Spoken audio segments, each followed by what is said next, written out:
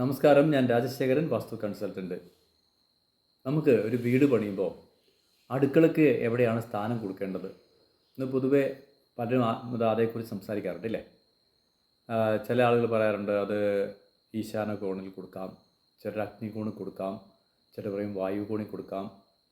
എന്നാൽ നമ്മുടെ കന്നിമൂലയിൽ നൃതികോണിൽ കൊടുക്കാനേ പാടില്ല. ആരും അതിന് സപ്പോർട്ട് ചെയ്യാറില്ല. ഇതെന്നാ സംഭവം നമുക്ക് നോക്കാം. നമ്മുടെ ഞാൻ എപ്പോഴും പറയാറുണ്ട്, നമ്മൾ കേരളത്തിൽ ഫോളോ ചെയ്യുന്ന പുസ്തകം മനുഷ്യരുടെ ചന്ദ്രികയാണ്. ആ ബുക്കിൽ എന്താ പറയുന്നത് നോക്കാം.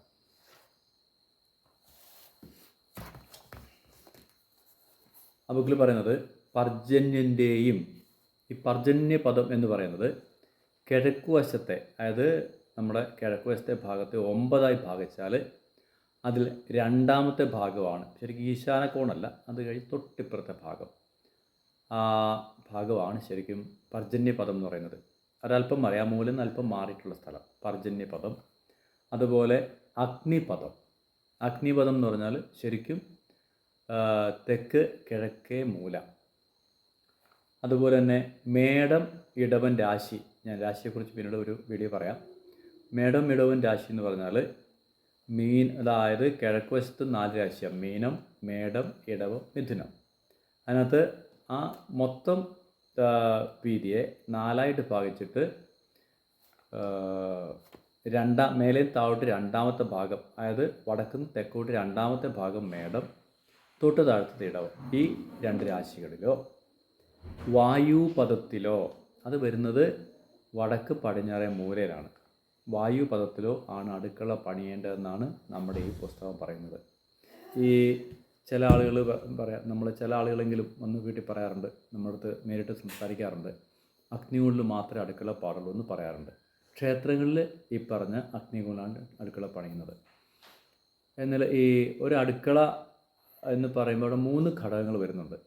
ഒന്ന്, വെള്ളത്തിൻ്റെ സ്വാധീനമുണ്ട് അവിടെ, അഗ്നിയുടെ സ്വാധീനമുണ്ട് അവിടെ.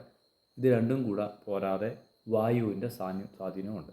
അപ്പോൾ നമുക്ക് 3 മൂലകളിൽ വായു കോണിൽ നമുക്ക് അടുക്കള കൊടുക്കാം. കാരണം അഗ്നി കത്തണമെങ്കിൽ വായു വേണം, അവിടെ തന്നെ വെള്ളവും വേണം. അതുപോലെ ഈശാനകോണ്, അവിടെ പർജന്യപദം പറയുന്നുണ്ട്, അല്പം മാറിയിട്ടുള്ള സ്ഥലം, അവിടെയും കൊടുക്കാം.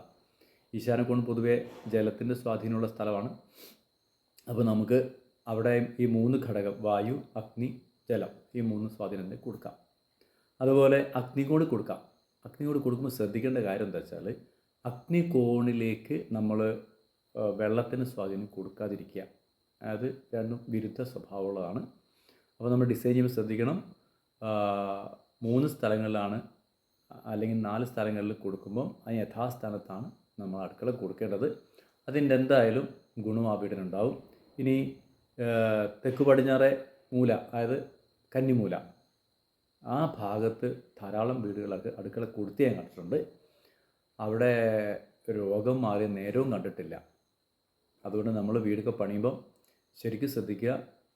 വാസ്തുവിദ്യപ്രകാരമാണ് ചെയ്യാൻ ഉദ്ദേശിക്കുന്നെങ്കിൽ ഈ പറഞ്ഞ സ്ഥലങ്ങളിൽ, വായു കോണിൽ, അല്ലെ പർജന്യപദത്തിൽ, അല്ലെ മേടം ഇടവൻ രാശികളിൽ, അതും അല്ലെങ്കിൽ അഗ്നികോണിൽ, ഈ ഭാഗത്ത്, അതായത് വടക്കും കിഴക്കും ഭാഗങ്ങൾ നമുക്ക് അടുക്കള കൊടുക്കാം.